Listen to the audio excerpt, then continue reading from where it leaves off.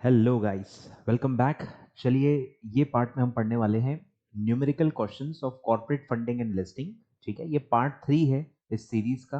पहले 2 पार्ट्स में ऑलरेडी बना चुका हूँ, उसके लिंक में डिस्क्रिप्शन में आपको दे देता हूँ। ठीक है, ये पार्ट में हम क्या पढ़ने वाले हैं, numerical questions of December 21 exam. ठीक है, हाल ही में जो दिसंबर 20 एग्जाम हुआ था उसके न्यूमेरिकल जो है वो हम इस वीडियो में कवर करेंगे। ठीक है, तो तीनों पार्ट्स मिला के आपके पास्ट पेपर के सारे न्यूमेरिकल्स कवर हो जाएंगे। ठीक है, तो आई होप आपने पहले 2 पार्ट्स देखे होंगे। नहीं देखे हैं कोई बात नहीं है सर, ये अटेम्प्ट में जून 22 के लिए आप उसको कवर कर लेना, लिंक आपके लिए डिस्क्रिप्शन में दे देता हूं। चलिए आ जाइए, अब स्टार्ट करते हैं दिसंबर 21 के पेपर के साथ। ठीक है, दिसंबर 21 के पेपर के साथ स्टार्ट करते हैं। ठीक है, तो न्यूमेरिकल्स इसमें 3 आए थे। ठीक है, 3 न्यूमेरिकल्स आए थे। क्वेश्चन नंबर 2 पूरा का पूरा न्यूमेरिकल के बारे में था। ठीक है, मतलब आपका वेटेज कितना हो गया, 15 मार्क्स, 15 मार्क का वेटेज न्यूमेरिकल का था फॉर सीएफएल इन दिसंबर 21। ठीक है, तो और सबसे अच्छी बात ये थी कि ये कंपलसरी क्वेश्चन में नहीं था, ये ऑप्शनल में था, क्वेश्चन 2 और 2A। तो अगर किसी को न्यूमेरिकल्स नहीं भी आए होंगे तो उन्होंने मस्त स्मार्टली क्या किया होगा, 2A को आंसर कर दिया होगा। ठीक है, तो ये आप ध्यान रखें, अगर आपको न्यूमेरिकल आते हैं, अच्छे से आते हैं, और आपको कंपेयर करना है कि जो ऑप्शन में क्वेश्चन है उसके जो सब क्वेश्चन हैं उसमें और न्यूमेरिकल्स में क्या बेटर है जो आप आंसर कर सकते हो। क्योंकि हो सकता है जो ऑप्शन में आपको क्वेश्चन हैं वो भी आपको ना आते हो, तो वो ऑन द स्पॉट आपको डिसाइड करना होता है कि आप कहाँ मार्क्स ज्यादा स्कोर कर सकते हो, और उसके हिसाब से आपको जाना चाहिए। देखो, न्यूमेरिकल में स्टेप मार्किंग पे ज्यादा आप रिलाय मत करो। अगर आपको पूरा क्वेश्चन आता है, आपको लगता है आपका फाइनल आंसर पूरा राइट आएगा, तो ही न्यूमेरिकल सॉल्व करें। स्टेप मार्किंग में बहुत कम मार्क्स मिलते हैं बट बहुत ही कम मिलते हैं। उसके कंपैरिजन में थ्योरी में आप ज्यादा स्कोर कर पाओगे। ठीक है, तो न्यूमेरिकल तभी सॉल्व करें जब आपको आता है और आप पूरा अच्छे से फुल राइट कर पाओगे। ऐसा अगर आपका माइंडसेट है तो ही न्यूमेरिकल सॉल्व करें। ठीक है, चलिए स्टार्ट करते हैं, आ जाओ। Question number 2A, on the basis of the following information calculate the operating cycle. ठीक है, क्वेश्चन आया है पहली बार, पहली बार ऑपरेटिंग साइकिल पे क्वेश्चन आ गया है। ये एक्चुअली देखा जाए तो सीएस एग्जीक्यूटिव एफएम का सिलेबस में आता है, वर्किंग कैपिटल का पार्ट है। ठीक है, ऑपरेटिंग साइकिल के बारे में ज्यादा प्रोफेशनल में नहीं दिया है, फॉर्मुलेज वगैरह सब नहीं दिए हैं, बट क्वेश्चन पूछा गया है। ठीक है, तो बहुत आसान है एक्चुअली, कंसेप्ट वाइज देखा जाए, अगर आप एग्जीक्यूटिव के हो, न्यू सिलेबस से आए हो, तो आपको बहुत आसानी से आ जाना चाहिए। बहुत ही सिंपल ऑपरेटिंग साइकिल का क्वेश्चन है। ठीक है, ऑपरेटिंग साइकिल आपको बताना है ऑफ रक्षा गुड्स लिमिटेड। 2 साल का आपको डेटा दिया है, 2019 एंड 2020, दो ही एलिमेंट दिए हैं। ठीक है, ऑपरेटिंग साइकिल का वैसे फॉर्मूला क्या होता है, current assets minus current liability. मतलब करंट एसेट्स का जो होल्डिंग पीरियड है, करंट एसेट में जो इंडिविजुअल एक एक एलिमेंट होता है, जैसे कि इन्वेंट्री बरोबर, raw material WIP finish goods, debtors बरोबर, और फिर उसमें से माइनस होता है आपका क्रेडिटर्स का पेमेंट पीरियड। ठीक है, या और कुछ आउटस्टैंडिंग एक्सपेंस का भी क्रेडिट पीरियड दिया है तो वो भी आप माइनस कर सकते हो। ठीक है, इसमें दो ही एलिमेंट दिए हुए हैं। ठीक है, बहुत ही सिंपल क्वेश्चन, इसलिए मैं कह रहा हूं दो ही एलिमेंट है, इन्वेंट्री और अकाउंट रिसीवेबल यानी कि डेटर्स। तो बस दो ही एलिमेंट है, दोनों एलिमेंट करंट एसेट के हैं, दोनों एलिमेंट करंट एसेट के हैं, तो दोनों ऐड हो जाएंगे। अगर यहां अकाउंट पेबल्स भी होता, मतलब क्रेडिटर्स भी होता, तो क्रेडिटर्स का जो पेमेंट पीरियड होता है वो माइनस होता है। तो आपको ध्यान देना है एलिमेंट एसेट का है या एलिमेंट लाइबिलिटी का है। एसेट वाले एलिमेंट्स हैं तो वो सब एडअप हो जाते हैं, और लाइबिलिटी का कोई एलिमेंट है, करंट लाइबिलिटी का कोई एलिमेंट है, तो उसका पेमेंट पीरियड माइनस होता है। ठीक है, चलिए, तो आपको सब डेटा दिया हुआ है, दोनों के ओपनिंग क्लोजिंग बैलेंसेस दिए हुए हैं। ओपनिंग क्लोजिंग बैलेंसेस क्या काम में आते हैं, एवरेज निकालने के। एवरेज हर फॉर्मूले में क्या यूज होता है, average inventory, average account receivable, तो एवरेज बस आपको उससे निकालना है, और उसका जो करस्पॉन्डिंग डेटा है वो दिया है नीचे। Sales and cost of goods sold for the year ended 31 March 20 and March 20। ठीक है, 20 का ही दिया हुआ है जो अपना बेस ईयर है, और ये उसके लिए प्रीवियस ईयर है। ठीक है, अपना बेस ईयर है 2020, तो 2020 का करस्पॉन्डिंग आपको सेल और कॉस्ट ऑफ गुड सोल्ड दिया है। ठीक है, अगर आपको बेसिक इसका आता होगा थोड़ा भी तो आप समझ जाओगे कि क्या करना है। ठीक है, तो इन्वेंट्री का जो होल्डिंग पीरियड होता है, इन्वेंट्री होल्डिंग पीरियड आपको निकालना होता है, तो इन्वेंट्री होल्डिंग पीरियड का फॉर्मूला होता है average inventory divided by cost of goods sold. Inventory का बेस हमेशा कॉस्ट ऑफ गुड्स सोल्ड होता है, ठीक है। रेशियो एनालिसिस अगर आपने पढ़ा होगा तो आपको ये पता ही होगा, ठीक है। उसमें प्रॉफिट नहीं आना चाहिए तो हम सेल नहीं लेते। सेल में से अगर आप प्रॉफिट हटा दोगे तो क्या आएगा, कॉस्ट ऑफ गुड्स सोल्ड, ठीक है। Sale minus profit is equal to cost of goods sold. तो इन्वेंट्री का बेस हम लेते हैं कॉस्ट ऑफ गुड्स सोल्ड। तो बेस मैच करना है, यहाँ बेस गलत लिया तो नंबर ऑफ डेज आपके गलत आएंगे और आपका आंसर पूरा गलत हो जाएगा, ठीक है। तो इन्वेंट्री का बेस हमको लेना है कॉस्ट ऑफ गुड्स सोल्ड और डेटर का यानी अकाउंट रिसीवेबल का बेस लेना है सेल्स। उसमें भी कौन सी सेल लेनी होती है, क्रेडिट सेल। डेटर्स कौन सी सेल से जनरेट होते हैं, क्रेडिट सेल। अब इन एब्सेंस ऑफ इंफॉर्मेशन हम हमेशा हमारा जनरल अजम्पशन क्या होता है कि all sales are on credit, ठीक है। कैश सेल है ही नहीं, हम ऐसा अज्यूम करते हैं और सेल का जो पूरा नंबर है as it is credit sale मान के हम डेटर्स की कैलकुलेशन के लिए यूज कर लेते हैं, ठीक है। बहुत ही नॉर्मल है, आप नोट में नीचे अलग से लिख सकते हैं कि all sale is assume to be on credit, all sales is assume to be on credit, ठीक है। बस यही है। तो पहला स्टेप क्या है, एवरेज इन्वेंट्री निकालो, एवरेज अकाउंट रिसीवेबल निकालो, फिर दोनों एवरेज एवरेज से आप इन्वेंट्री का होल्डिंग पीरियड निकालो और डेटर का कलेक्शन पीरियड निकालो। क्या क्या निकालना है हमको, inventory holding period and debtor collection period. ये दोनों को एडअप होके आपका operating cycle number of days में आता है, ठीक है। चलिए स्टार्ट करते हैं, आ जाओ। तो हमको निकालना है sir operating cycle, operating cycle जो कि अब डेटा के हिसाब से क्या होगा, सॉरी इन्वेंट्री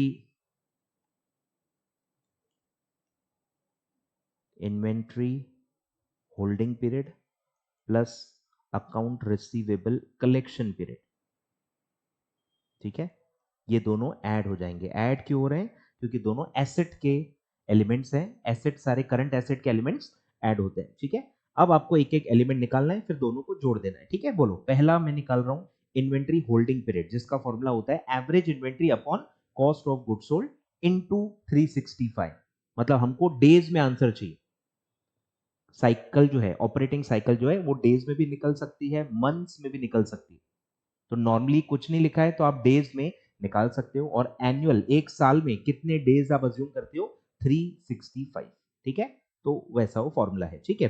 तो पहले मैं निकाल लेता हूं सर एवरेज इन्वेंट्री। बोलो एवरेज इन्वेंट्री क्या होगा, opening inventory plus closing inventory divided by 2। बोलो सर कितनी है इन्वेंट्री, ओपनिंग है 4 लाख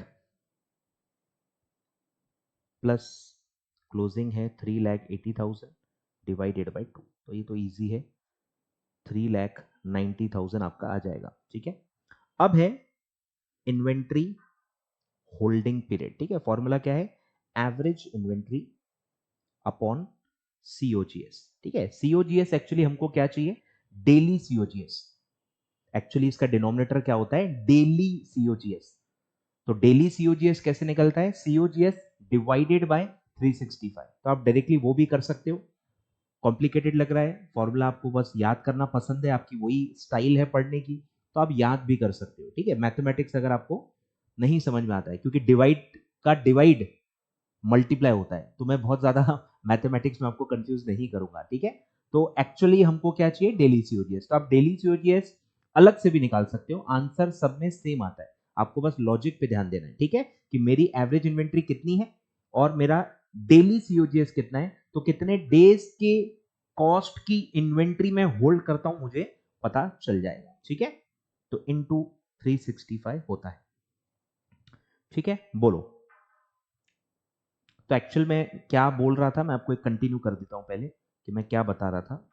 एक्चुअल फॉर्मूला क्या है, average inventory divided by daily COGS. Daily COGS कैसा आएगा, एनुअल सीओजीएस डिवाइडेड बाय 365।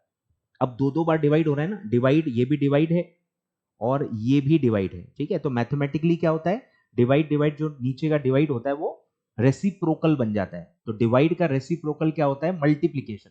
तो इसी को आप एक्चुअली कैसे लिखते हो, डिवाइड डिवाइड न दिखा के आप यहां उसको मल्टीप्लाई करते हो, ठीक है। तो ये मैथमेटिक्स है, समझ में आता है बहुत अच्छी बात है, नहीं आता है कोई दिक्कत नहीं है, फॉर्मूला आप याद कर सकते हो, ठीक है। तो ये ऐसा आपका फॉर्मूला है। तो एवरेज इन्वेंट्री हमने निकाल ली है 3,90,000। हमारा एनुअल COGS दिया हुआ है, वो है ये वाला 1,55,00,000 इंटू 365। बोलो कितना आता है? 3,90,000 डिवाइडेड बाय 1,55,00,000 इंटू 365, तो दैट इज कमिंग एज 9.18। 38 तो आगे का ठीक है, 2 डेसिमल में मैं राउंड ऑफ कर रहा हूं आपके लिए, तो 9.18 डेज। ठीक है, आप यहीं पे इसको राउंड ऑफ भी कर सकते हो, या सारे number of days add up करके टोटल जो ऑपरेटिंग साइकिल होगी डायरेक्टली उसको भी राउंड ऑफ कर सकते हो। राउंड ऑफ करने के लिए क्वेश्चन में कुछ भी नहीं कहा है, तो आप राउंड ऑफ नहीं भी करोगे तो भी कोई दिक्कत नहीं। ठीक है, वो आपके एजम्पशन के ऊपर है, आप राउंड ऑफ कर भी सकते हो, चाहे तो पॉइंट में आंसर निकाल के भी छोड़ सकते हो, क्योंकि क्वेश्चन इज साइलेंट ऑन कि आपको राउंड ऑफ कैसे करना है। ठीक है, तो ये आ गया आपका इन्वेंट्री होल्डिंग पीरियड। ठीक है, अब आते हैं सेकंड पे, एवरेज या अकाउंट रिसीवेबल्स कलेक्शन पीरियड। ठीक है, तो इसमें भी पहले क्या निकालना पड़ेगा आपको? एवरेज अकाउंट रिसीवेबल, जो कि सेम है formula, opening account receivable plus closing account receivable divided by 2। बोलो फटाफट क्या आएगा? 18 लाख प्लस 22,50,000 डिवाइडेड बाय 2। बोलो कितना आएगा? 20,25,000। ठीक है, और अब निकलेगा average, sorry, account receivable collection period. तो इसका फॉर्मूला क्या आएगा? Average account receivable divided by sales, यानी कि क्रेडिट सेल। हम अज्यूम कर रहे हैं कि पूरी की पूरी सेल क्रेडिट पे है। ठीक है, तो आप यहां सिर्फ सेल भी लिख सकते हो, क्रेडिट सेल भी लिख सकते हो, कोई दिक्कत नहीं है, इनटू 365। बोलो सर, 20,25,000 डिवाइडेड बाय सेल है एनुअल 2 करोड़ 65 लाख इंटू 365। बोलिए सर कितना आएगा? 20,25,000 divided by 2 crore 65 lakh into 365, that is coming as 27.89 days. 27.89 days. ठीक है, बोलो, तो दोनों आ गए, एड अप कर लो। Therefore operating cycle is equal to, same formula repeat कर सकते हो या डायरेक्ट आंसर भी लिख सकते हो, 9.18 प्लस 27.89। बोलो कितना आएगा?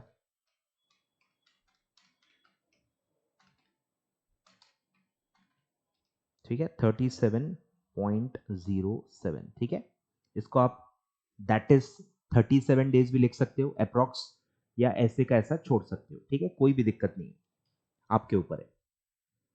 ठीक है, तो ये पूरा है आपका ऑपरेटिंग साइकिल का कॉन्सेप्ट। ठीक है, आप आंसर लिख सकते हो, मैं आपको फटाफट स्क्रीन दे देता हूँ। खैर आपके पास सजेस्टेड आंसर ऑलरेडी है, बट स्टिल कुछ लोग लिखना चाहें तो फटाफट लिख लें, कोई दिक्कत नहीं है। स्क्रीन दे देता हूं मैं आपको,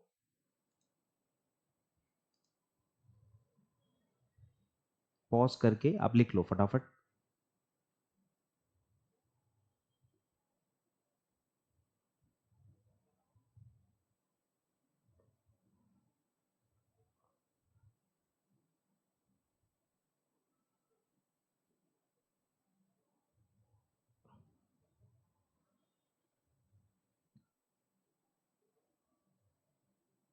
ठीक है, चलिए आगे बढ़ते हैं, आ जाओ। चलिए नेक्स्ट क्वेश्चन पे आ जाते हैं। तो ये 5 मार्क का था। ठीक है, आप नीचे नोट लिख सकते हो, all sale is assumed to be on credit. ठीक है, all sale is assumed to be on credit. चलिए आगे बढ़ते हैं।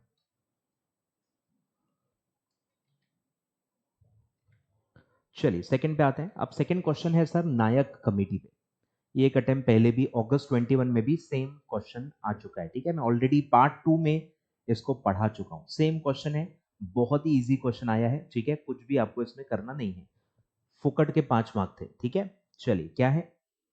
सोमाक्ष Kanda printers limited approached support bank for working capital facilities. The projected annual turnover of the company is 1 crore 85 lakhs. ठीक है, 1 crore 85 lakhs is the annual turnover, projected turnover for the coming year. Explain the assessment of working capital requirement as per the Nayak committee and compute the working capital finance which can be extended by the bank. ठीक है, आपको अगर आपने नायक committee पढ़ा है तो आपको पता ही होगा कि नायक कमेटी क्या कहती है. ठीक है, नायक कमेटी बताती है कि वर्किंग कैपिटल की रिक्वायरमेंट कितनी होगी बेस्ड ऑन टर्नओवर. ठीक है, वर्किंग कैपिटल असेसमेंट के लिए कोई ना कोई बेस लगता है, मेथड्स होती हैं. जैसे आपने ऊपर अभी जो क्वेश्चन पढ़ा that is also one of the method. अगर आप एग्जीक्यूटिव के हो, एफएम पढ़ चुके हो तो आपको पता होगा कि operating cycle is one of the method of assessment और estimation of working capital. And second method is Nayak committee. तो नायक कमिटी बेस किसको बनाती है? वो बेस बनाती है प्रोजेक्टेड एनुअल टर्नओवर को, कि जो भी आपका प्रोजेक्टेड टर्नओवर है उसको सपोर्ट करने के लिए you should have a working capital of 25% of the turnover. 25% पे उन्होंने एस्टिमेशन लगाया है कि जितना भी आपका टर्नओवर है वर्किंग कैपिटल 25% आपको लगता है टर्नओवर का. अब ये जो पूरी आपकी रिक्वायरमेंट है पूरी बैंक थोड़ी देगी. अब इसमें से बैंक कितना फाइनेंस कर सकती है वो भी नायक कमेटी ने बताया है.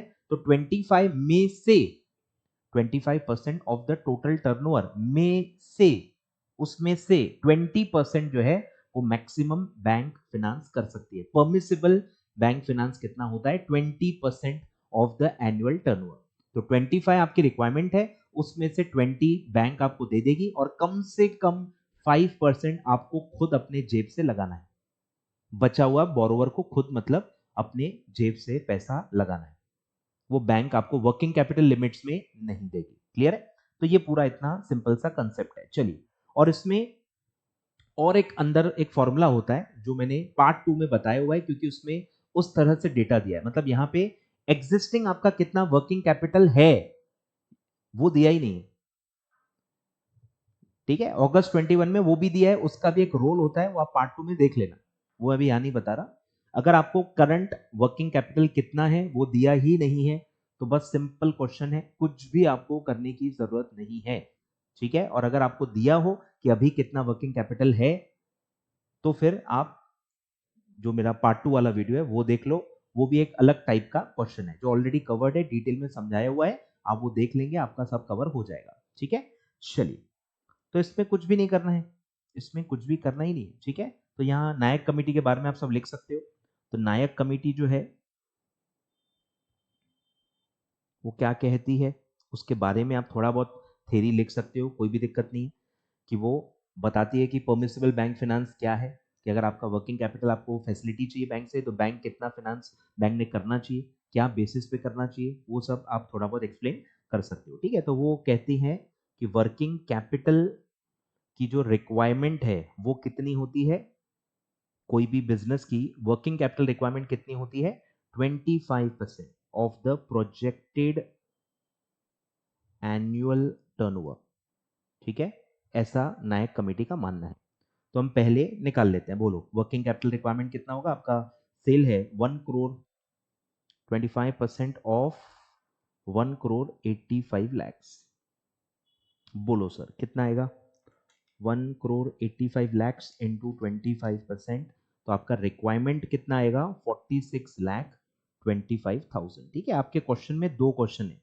पहला है असेसमेंट बताओ कितना रिक्वायरमेंट है, ये हो गया पहला क्वेश्चन. और सेकंड है कि बताओ उसमें से जो भी आपका रिक्वायरमेंट है उसमें से बैंक ने कितना फाइनेंस करना चाहिए. ठीक है, मतलब दो क्वेश्चन. तो पहला क्वेश्चन ये है कि वर्किंग कैपिटल रिक्वायरमेंट कितना है, जो कि बहुत ही सिंपल है, 25%. ठीक है, और सेकंड है कि परमिसिबल या बैंक कितना एक्सटेंड कर सकती है. सिर्फ आप बैंक फाइनेंस लिख सकते हो, आप परमिसिबल बैंक फाइनेंस भी लिख सकते हो. ठीक है, बैंक फाइनेंस कितना होगा? 20% of the projected annual turnover. ठीक है, बोलो सर 20% ऑफ 1 करोड़ 85 लैक्स. बोलो, तो ये आता है 37 लैक्स. ठीक है, अब बचा हुआ जो है इसका जो डिफरेंस है वो मतलब बोरोवर को कहीं और से लाना पड़ेगा, वर्किंग कैपिटल फाइनेंस से कोई भी बैंक नहीं दे सकती, ठीक है। तो वो भी आप निकाल सकते हो, पर आपको पूछा नहीं है, पूछा नहीं है, ठीक है। तो बोरोवर कितना ये करेगा, बोरोवर का शेयर कह सकते हो कि वर्किंग कैपिटल में बोरोवर का शेयर कितना होगा, उसको कहां से, मतलब खुद का पैसा कितना लाना पड़ेगा, तो वो है 46,25,000। पूरा जो आपका वर्किंग कैपिटल का रिक्वायरमेंट है माइनस बैंक आपको 37 लाख दे देगी, बचा हुआ आपको लाना पड़ेगा, तो वो है 9,25,000, ठीक है। इतना बोरोवर को खुद से अरेंज करना पड़ेगा, बैंक ने इसका फाइनेंस नहीं देना चाहिए, ठीक है, ऐसा नायक कमेटी का कहना है। क्लियर है? चलो सर लिख लो, लिख लो, ठीक है। और प्लीज प्लीज प्लीज पार्ट 2 का वीडियो इसमें देख लें, ठीक है। नायक कमेटी पे ऑलरेडी एक क्वेश्चन आ चुका है, ये सेकंड क्वेश्चन, अभी तक का सेकंड क्वेश्चन है, ठीक है। दोनों कवर कर लें, उससे ज्यादा इसमें ज्यादा है ही नहीं, ज्यादा ऑप्शन ही नहीं, ठीक है। तो अगर आपने वो दोनों देख लिए तो आपका नायक कमेटी आगे आपको ऐसा मान सकते हो, ठीक है। चलिए, लिखा? पॉज करके लिख लो भाई। चलिए बढ़ते हैं आगे, चलिए थर्ड क्वेश्चन पे आते हैं, आ जाओ। थर्ड क्वेश्चन है बैंक गारंटी पे, ये भी बहुत ही नॉर्मल यूजुअल क्वेश्चन है, पहले भी आ चुका है। हल्का सा इसमें आपको घुमाया गया है, कंफ्यूज करने की कोशिश की गई है, पर हम कंफ्यूज नहीं होंगे, ठीक है। इंग्लिश ग्रामर पे हम ध्यान देंगे। चलिए, alpha meter technologies limited has outstanding guarantees of 92 crores as on 31 March 2019, ठीक है। अब ये ओपनिंग है कि क्लोजिंग है पता चल जाएगा, ठीक है, लास्ट में आप पढ़ोगे compute the bank guarantee limits as on 31 March 2020, तो क्लियर है कि ये ओपनिंग बैलेंस है। ओपनिंग में आपके बैंक गारंटीज आउटस्टैंडिंग है 92 करोड़, आपको क्लोजिंग कितने आएंगे वो आपको पूछा है, ठीक है। बहुत ही इजी है, आप ऑलरेडी पढ़ चुके हो, फॉर्मेट आपने देख लिया होगा। चलो, during the year company has given new guarantees, ठीक है, न्यू आपने गारंटीज दी हैं तो आपका आउटस्टैंडिंग बैलेंस बढ़ जाएगा, ये ऐड होता है, ठीक है। तो नए आपने 8 करोड़ के बैंक गारंटीज दिए हैं to telecom department for new telecom lines, telephone lines, कोई फर्क नहीं पड़ता। तो न्यू गारंटीज आपने इशू किए हैं 8 करोड़, ये आपके आउटस्टैंडिंग में ऐड हो जाएंगी। Income tax assessment proceeding for assessment year 14-15 have concluded and the department has released, ठीक है। काम की बात क्या है? रिलीज्ड मतलब उतना आउटस्टैंडिंग बैलेंस कम हो जाएगा, ठीक है। रिलीज्ड मतलब माइनस होगा, तो बस ग्रामर पे ध्यान दे रहे हैं, ठीक है। हैज गिवन, गिवन का मतलब ऐड होगा, रिलीज्ड का मतलब होगा माइनस, ठीक है। Bank guarantees of 21 crore which the company had provided earlier, obviously पहले दी होंगी इसलिए अभी रिलीज हो रही है ना, तो पहले क्या हुआ है उससे कोई लेना देना नहीं है, हम करंट ईयर के इफेक्ट सिर्फ कंसिडर करेंगे, ठीक है। तो ये इसमें 21 करोड़ रिलीज हो गए, मतलब हम वो माइनस कर लेंगे। फिर यहां से अब कंफ्यूजन स्टार्ट होता है, the department is demanded an additional guarantee, ठीक है, ये ध्यान देना कि डिपार्टमेंट ने एडिशनल गारंटी मांगी है ऑफ 2 करोड़ टुवर्ड्स, अब पर्पस देखो कोई फर्क नहीं पड़ता, वो आपको ध्यान नहीं देना है, towards interest for AY 15-16 for which the company had, grammar, had provided guarantee of 14 crore in the previous year.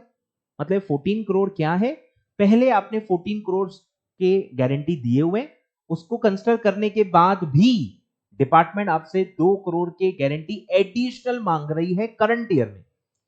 तो बताओ कौन सी गारंटी इस साल में काउंट होगी? सिर्फ और सिर्फ 2 करोड़ जो इस साल एडिशनल मांगा जा रहा है। 14 करोड़ इस साल दे ही नहीं रहे, हमने वो पास्ट ईयर्स में दे दी है, तो हम अभी क्यों उसको कंसिडर करेंगे? ऑलरेडी दे दी है, ऑलरेडी दे दी है, हमारे आउटस्टैंडिंग में वो इंक्लूडेड है, हमारे आउटस्टैंडिंग 92 करोड़ में वो इंक्लूडेड है। अगर आप डबल से लोगे वो डबल हो जाएगा, ऑलरेडी दे दी है तो आउटस्टैंडिंग में ही है। अभी इस बार क्या हो रहा है, एडिशनल 2 करोड़ और मांगा जा रहा है, ठीक है। मतलब हमारा जो इंटरेस्ट का बर्डन होगा वो 14 + 2 16 होगा, समझ रहे हो, टोटल 16 होगा, 14 आप दे चुके हो तो 2 करोड़ एक्स्ट्रा हो रहा है, उसके लिए 2 करोड़ के लिए आपसे बैंक गारंटी करंट ईयर में मांगी जा रही है, ठीक है। सिर्फ 14 करोड़ आपको यही समझना है कि इग्नोर करना है, वो करंट ईयर से रिलेटेड नहीं है, वो पास से रिलेटेड है, वो ऑलरेडी दे दी है, आउटस्टैंडिंग में इंक्लूडेड होगा, ठीक है। चलिए आ जाइए, प्लस माइनस करते हैं, बोलो। तो हमको निकालना है बैंक गारंटी लिमिट्स, ठीक है। आप फॉर्मेट आपको पता होगा, आप पूरा हेडिंग वगैरह दे सकते हो, ठीक है। प्रेजेंटेशन पे मैं ज्यादा ध्यान नहीं दे रहा हूं, वो आपको देना है, ठीक है। पर्टिकुलर्स अमाउंट प्रॉपर आपको ये सब करना पड़ेगा, ठीक है। पर्टिकुलर्स रुपीज इन क्रोर्स, ठीक है। तो बैंक गारंटी ओपनिंग वाली, मतलब एज ऑन 31 मार्च या आप 1 अप्रैल लिख सकते हो 2019, ठीक है। 1/4/2019 ओपनिंग जो की है 92 करोड़, ठीक है। Add new guarantees issued in financial year, या जो भी लिखो 1920 या करंट ईयर लिख दो, सबसे इजी। बोलो कितनी इशू हुई है? 2 हुई हैं टोटल, एक 8 और एक 2, आप ऐड कर लो।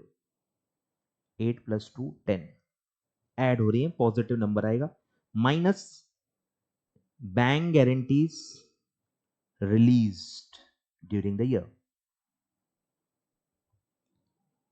तो ये माइनस होगा। बोलो सर कितना रिलीज हुआ है? 21 करोड़, ठीक है। और कुछ ट्रांजैक्शन दिया नहीं है, तो आपका क्लोजिंग मिल जाएगा। मतलब bank guarantee as on 31 March 2020 जो आपको पूछा है। बोलो सर कितना आएगा? 92 + 10 - 21, दैट कम्स टू 81 करोड़, ठीक है। तो ये आपका आंसर हुआ। कुछ भी टफ नहीं है, हल्का बस ग्रामर में घुमाया हुआ है। हो सकता है गलती से 14 करोड़ भी लोग ले लें, बस यही एक गलती इसमें हो सकती है, और कुछ भी इसमें ट्रिकी नहीं है, ठीक है। चलिए लिखो लिखो लिखो लिखो लिखो।